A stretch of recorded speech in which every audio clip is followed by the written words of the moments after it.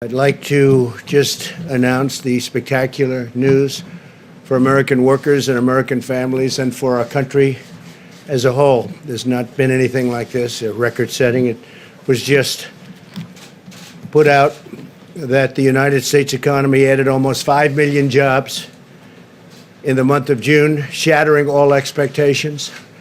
I was watching this morning, and the expectations were much lower than that. The stock market is doing extremely well, which means to me jobs. That's what it means, jobs.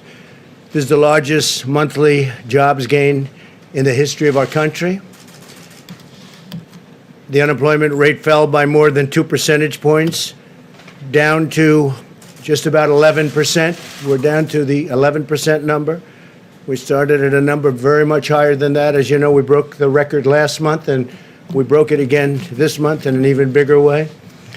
This news comes on top of May's extraordinary jobs report, which was revised upwards, by the way, to 2.7 million jobs. It was 2.5. That was last month, and that was a record setter.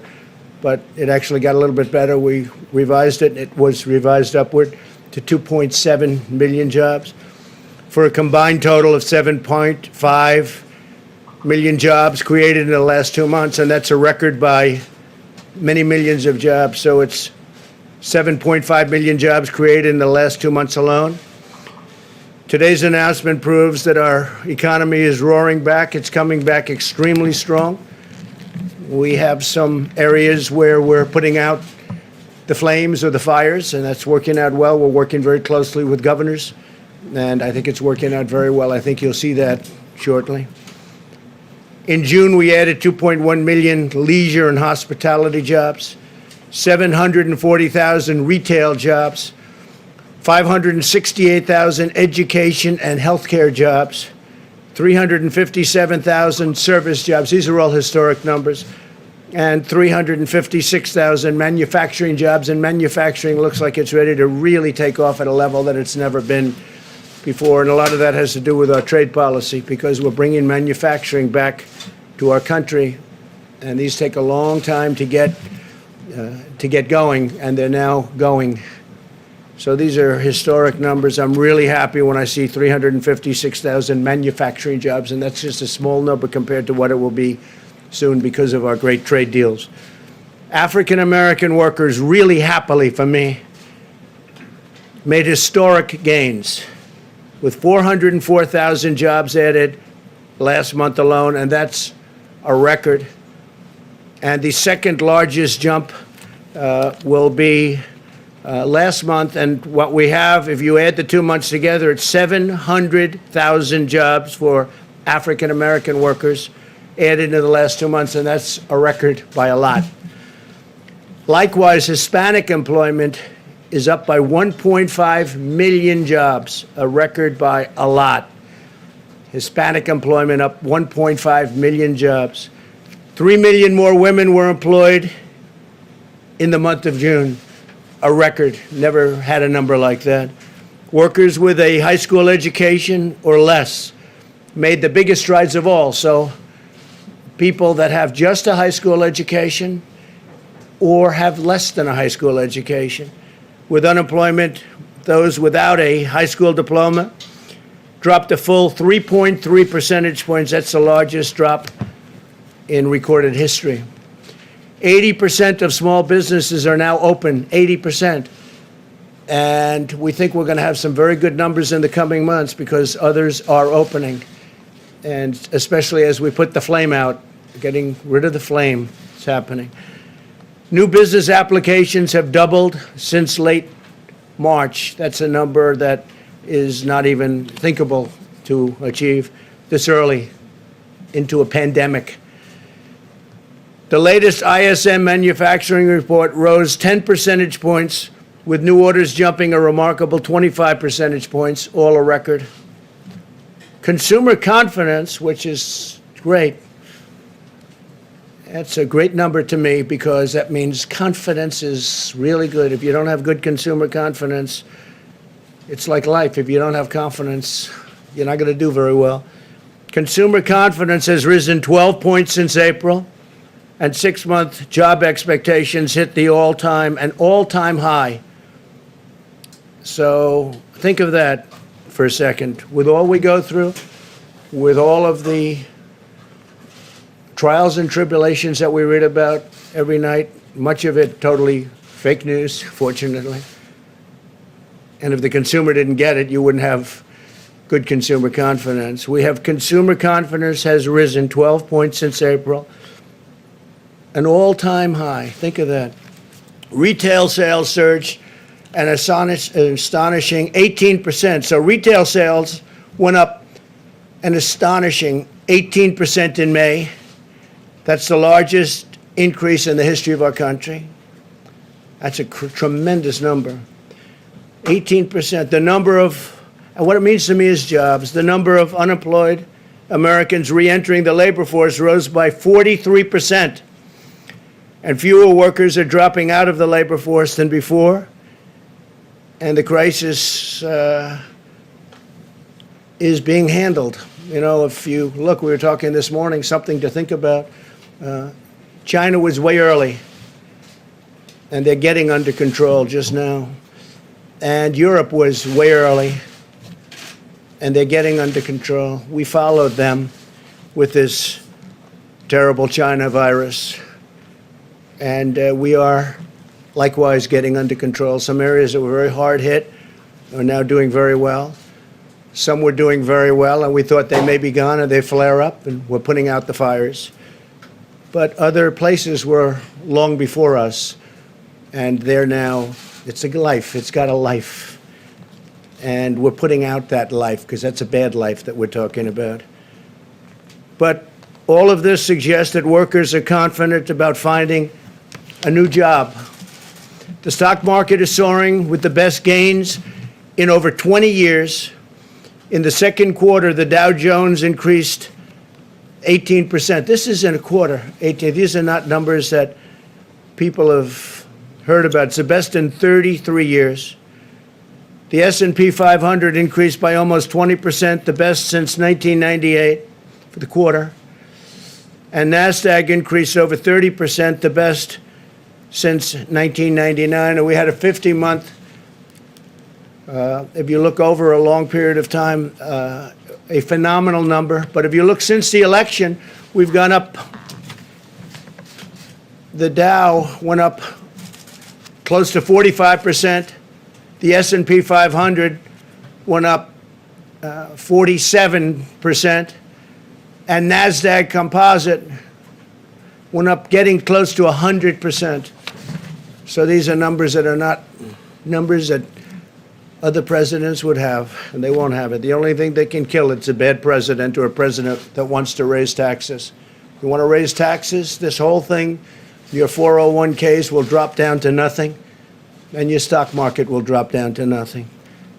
This is not just luck, what's happening. This is a lot of talent.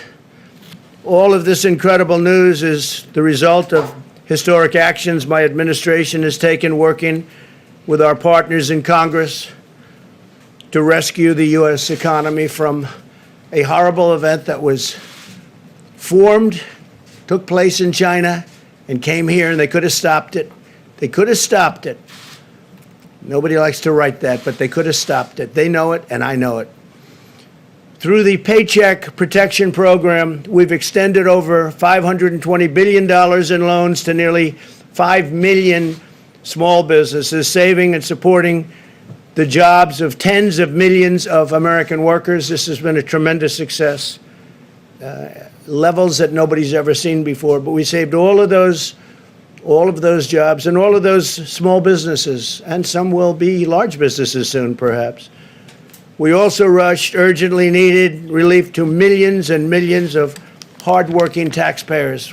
They got that directly, and we're working on a phase 4. We're working with Congress. That work has started. Steve Mnuchin can give you a little briefing.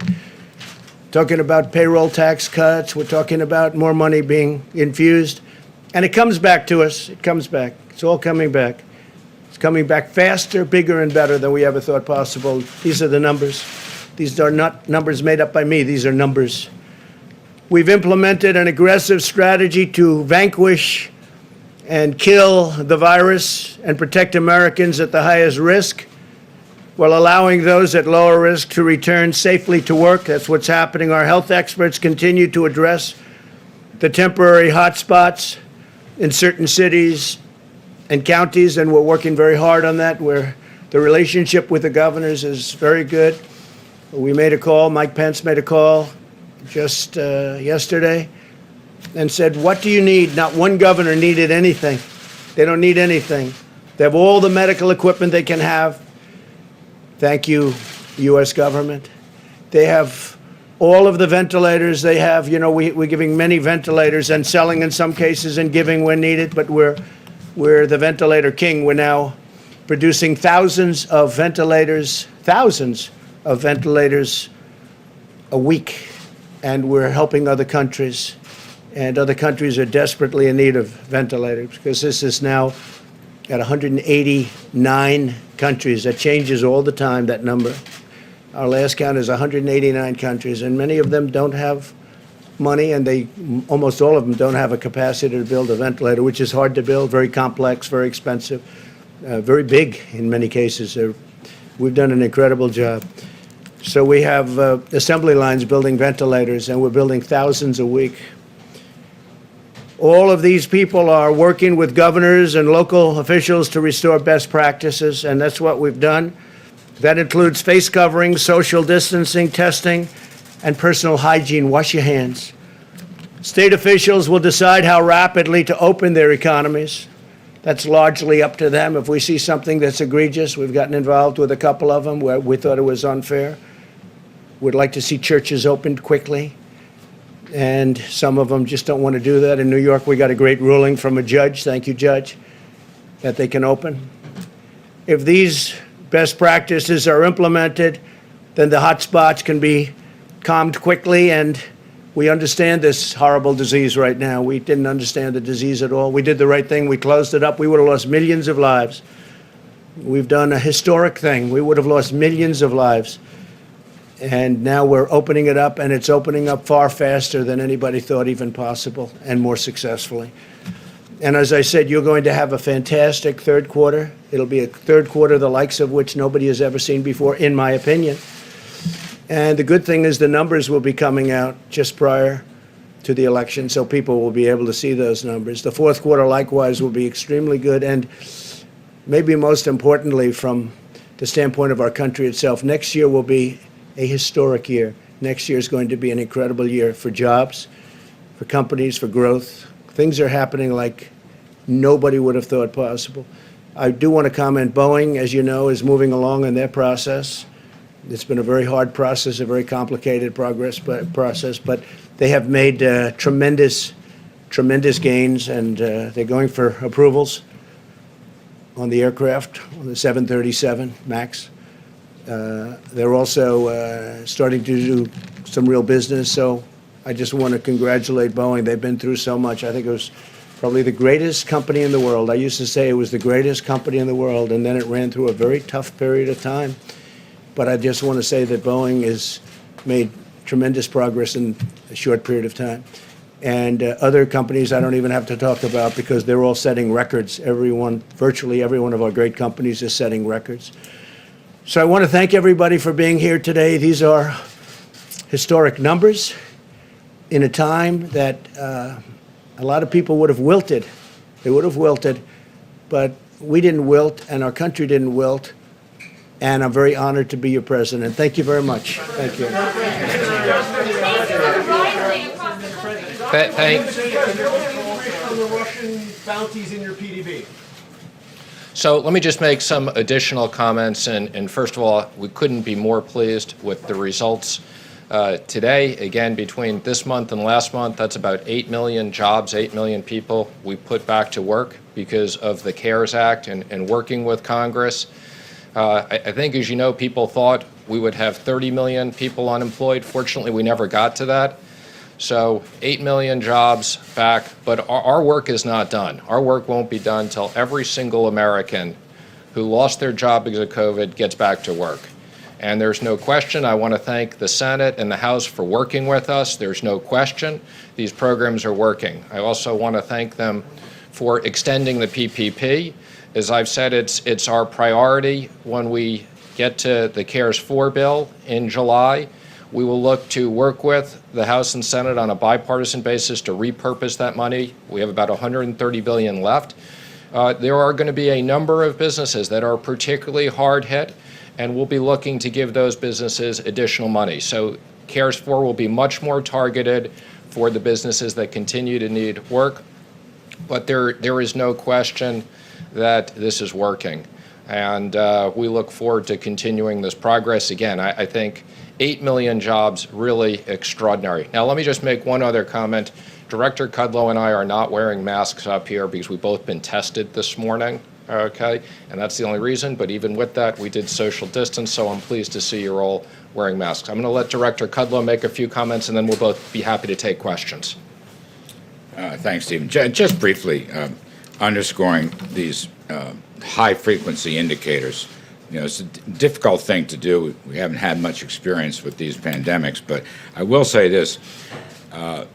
The Apple Mobility Index is a very important index. It's literally a real-time daily indicator, and we're not seeing any declines. It's still strengthening, even, I might add, in some of the southwestern states, which have difficult hotspots. Housing demand and housing surveys are just soaring. Automobile demand now expected for the third quarter, about 10 million plus production units. The trucking surveys look very, very strong.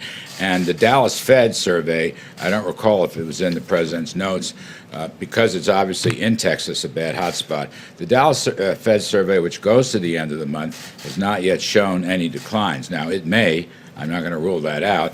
And I would say, as a general matter, these job numbers, as good as they are, erasing a third to a half of those who are unemployed, there's still a lot of hardship and a lot of heartbreak in these numbers. I understand that.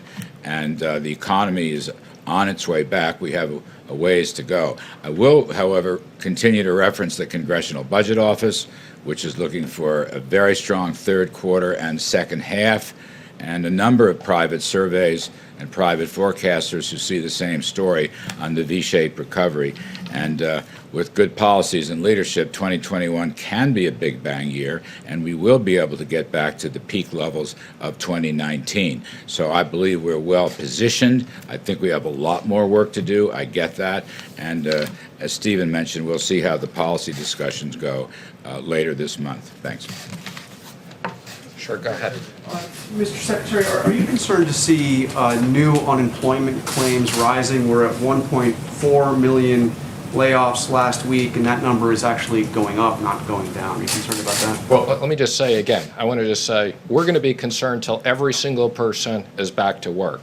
Now, when you look at these numbers, I think it's tough enough to predict economic numbers in normal times. In these times, you have to look at all these numbers in the entirety.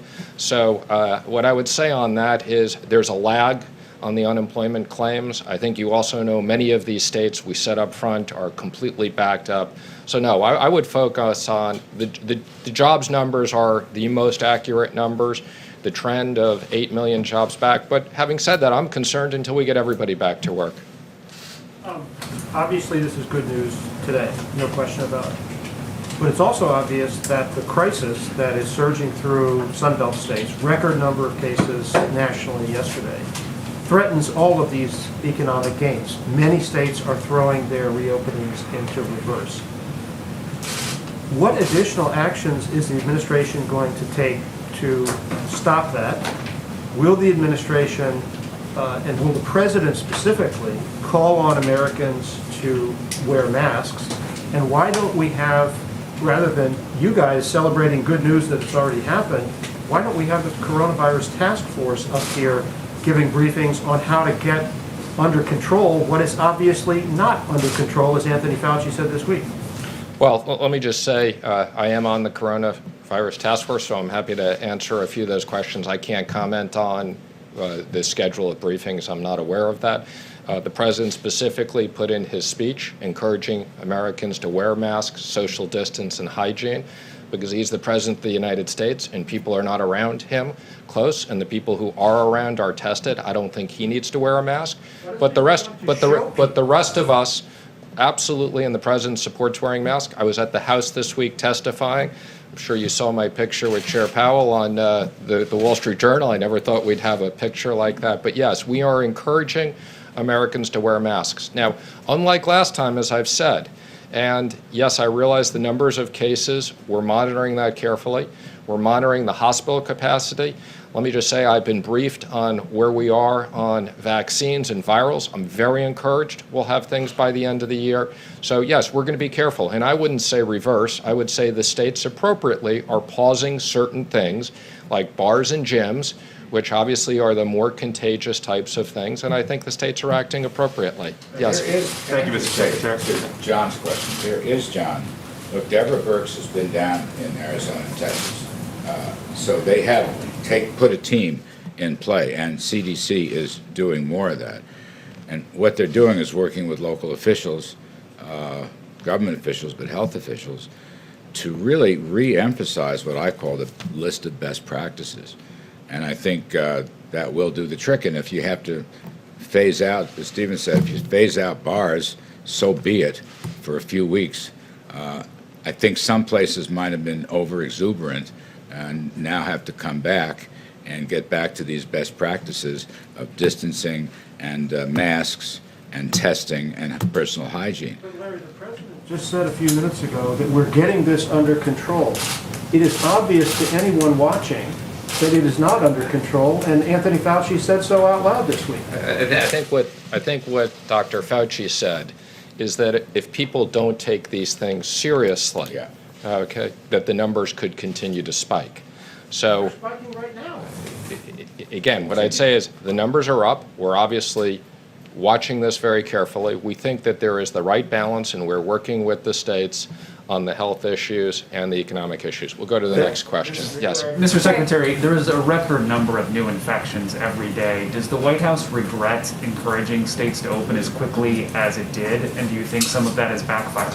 No, absolutely not. I think we've had a very careful plan, again, working with the states. This is primarily the states' responsibility, but working with the states. And again, I think there's plenty of places we can get people back to work safely. I can tell you in the Treasury, we're going to take more people back. We are social distancing. We're checking people's temperature at times. There is a safe way to reopen the economy, and we're going to do that carefully.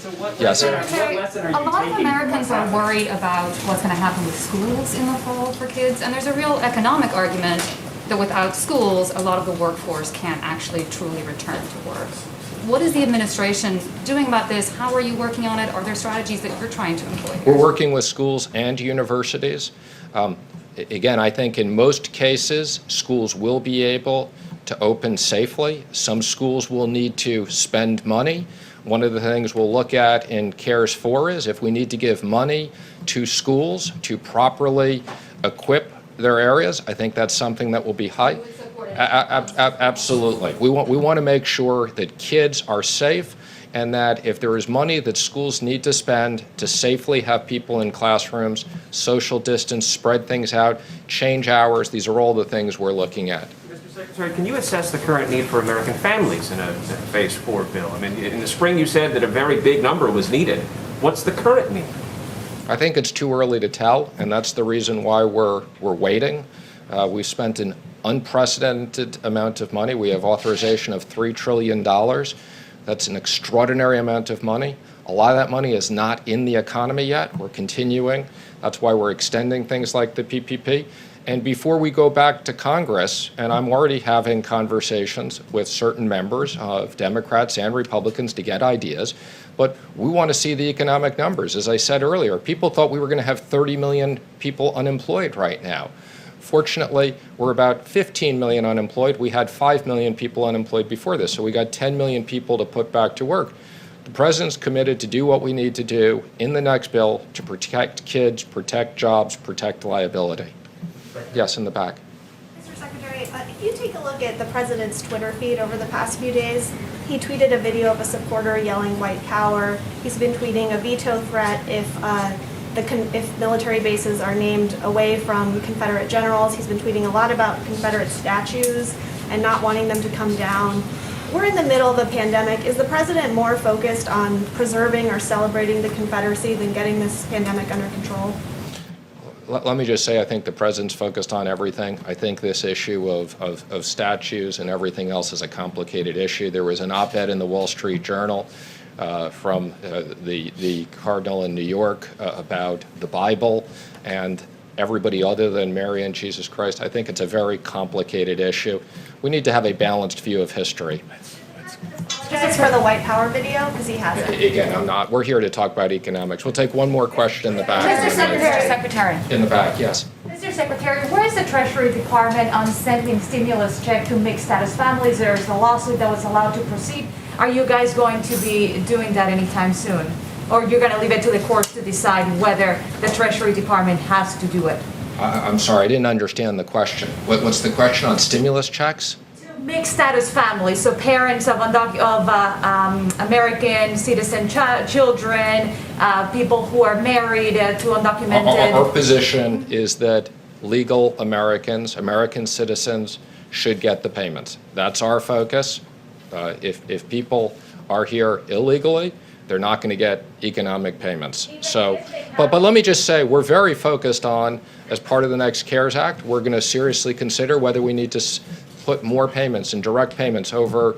Worked very well. Thank you, everybody. How much state and local aid? How much aid for state and local governments? We'll consider that. We'll have discussions.